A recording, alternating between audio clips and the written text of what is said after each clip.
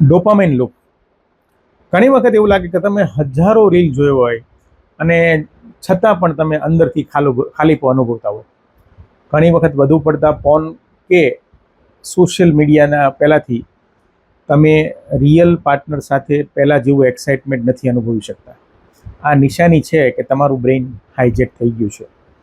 જ્યારે તમે વધુ પડતું ફોન જુઓ છો કે સોશિયલ મીડિયા પર વધારે પડતી રીલમાં કલાકો પસાર કરો છો, ત્યારે તમારું મગજ અતિશય પ્રમાણમાં ડોપામાઇન રિલીઝ કરે છે.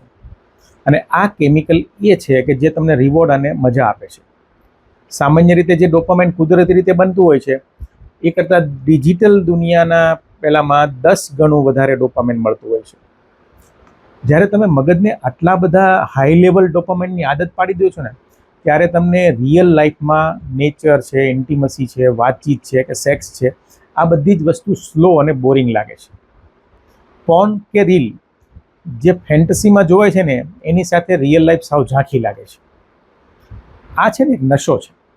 ધીમે ધીમે એને લીધે તમારો સેલ્ફ કંટ્રોલ, તમારું ફોકસ ઓછું થતું જાય છે અને તમે માત્ર સ્ક્રીનના ગુલામ બનતા જાઓ છો, કે જે તમારી અલ્ટિમેટલી તમારી કેપેસિટી અને તમારા રિલેશનને ખાઈ જાય છે. આ ડોપામાઇન લૂપ છે. એને તોડવા માટે તમારે જરૂર છે ડોપામાઇન ડિટોક્સની.